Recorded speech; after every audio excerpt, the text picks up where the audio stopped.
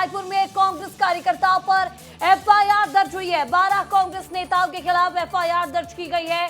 कांग्रेस कार्यकर्ताओं ने उग्र प्रदर्शन किया है। बीजेपी का कहना है कांग्रेस के प्रदर्शन में 16 पुलिस वाले घायल हुए। बीजेपी ये भी कह रही है कांग्रेस पुलिस कर्मियों को धमका रही है। कांग्रेस की धमकी से कोई डरने वाला नहीं, बीजेपी का कहना है। गुंडे किस पार्टी में हैं हमने देख लिया है, डेप्यूटी सीएम अरुण साव ने कहा है। हम अपराध में कांग्रेस कार्यकर्ता शामिल है। तो इस वक्त की बड़ी खबर आपको बता रहे हैं, जहां छत्तीसगढ़ में कांग्रेस कार्यकर्ताओं पर एफआईआर दर्ज की गई है। 12 कांग्रेसी नेताओं के खिलाफ एफआईआर दर्ज हुई है। और चलिए इसी बीच इससे जुड़ी एक और बड़ी खबर, जो बीजेपी के बयान पर कांग्रेस ने पलटवार कर दिया है। बीजेपी बताए घायल पुलिस वाले कहां है। कांग्रेस का कहना है पुलिस वाले कहां एडमिट और इलाज कराए जा रहे हैं। कांग्रेस ने यह भी पूछ लिया है गुंडे किस पार्टी में है, कल सबने देख लिया है, अमरजीत भगत का कहना है। बीजेपी नेताओं में सोचने की शक्ति खत्म हो गई है, कांग्रेस कह रही है। छात्रों का बीजेपी ने छात्रों पर लाठी चार्ज करवाया। अमरजीत भगत ये भी कह रहे हैं मंत्री प्रदर्शन में शामिल हो मतलब सरकार खत्म हो गई है। मंत्री लोग प्रदर्शन में शामिल मतलब सरकार खत्म। यहां पर अमरजीत भगत का कहना है सरकार में रहकर प्रदर्शन कर रहे हैं।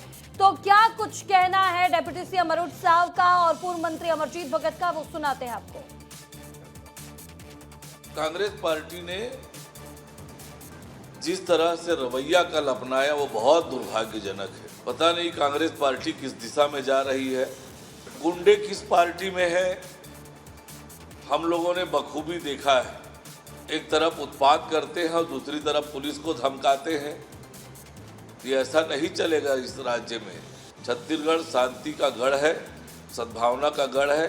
इस तरह का आचरण छत्तीसगढ़ की जनता कभी बर्दाश्त नहीं करती है और उसकी सजा कांग्रेस पार्टी को छत्तीसगढ़ की जनता जरूर देगी। इस समय पूरे देश में भारतीय जनता पार्टी की सरकार के खिलाफ, दिल्ली हो चाहे छत्तीसगढ़ हो चाहे अन्य राज्य हो, लोगों के मन में गुस्सा देखने को मिल रहा है। जिस प्रकार से उनके ऊपर लाठीचार्ज और मारपीट जैसे घटना हुई है, उससे सभी राजनीतिक दल इसका विरोध कर। जो नेता प्रदर्शन में थे, कहाँ पर एडमिट थे, कौन कौन है और कितना चोट लगी है, उसका पूरा इलाज हम लोग कराएंगे।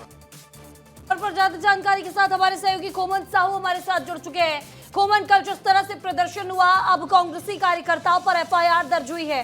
इससे लेकर सीधे तौर पर अब आरोप प्रत्यारोप का दौर छत्तीसगढ़ में शुरू हो गया है। कांग्रेस इसमें यह भी कह रही है कि कौन से पुलिस वाले घायल हुए, कहां एडमिट है, वो भी हमें बताया जाए। देखिए महिमा, निश्चित तौर पर कल जिस तरीके से बीजेपी का प्रोटेस्ट था, उस प्रोटेस्ट में काफ़ी आक्रामकता देखने को मिली।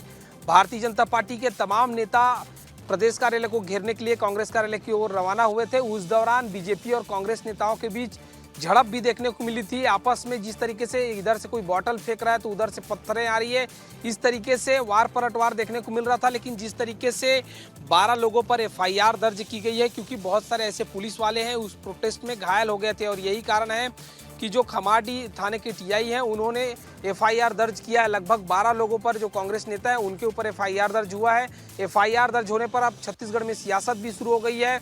भारतीय जनता पार्टी के तमाम नेता ये कहते हुए नजर आ रहे हैं कि कांग्रेसी गुंडे के रूप में कल भारतीय जनता पार्टी के सामने आ रहे थे, लाठी डंडे लेकर आ रहे थे। लेकिन दूसरी ओर कांग्रेस पार्टी ये कहते हुए नजर आ रही है कि कांग्रेस के जो कार्यालय है उस पर भारतीय जनता पार्टी हमला करना चाहती है। लेकिन इसके इतर अगर बात की जाए तो कल निश्चित तौर पर जिस तरीके से आक्रामकता बीजेपी के देखने को मिली और कांग्रेस की दूसरी तरफ कार्यकर्ताओं का आक्रामकता देखने को मिला, यही कारण है कि उसको शांत करने के लिए पहली बार ऐसा देखने को मिला कि बीजेपी की प्रोटेस्ट में उसी की सरकार में पुलिस वालों ने आंसू गैस छोड़े, इसके अलावा वाटर कैनन का उपयोग किया। तो ये भीड़ को रोकने के लिए, ये जो बीजेपी कांग्रेस के दो नेता आमने सामने हो रहे थे, उसी को रोकने के लिए कहीं ना कहीं पुलिस ने इस तरीके से काम किया। हाल ही कब इस पर सियासत आने वाले दिनों में भी आपको देखने को मिलेगी। जी बिल्कुल, तो आने वाले दिनों में सियासत इस पर और भी गरमा सकती है। इस तमाम जानकारी के लिए आपका बहुत बहुत शुक्रिया खोमन।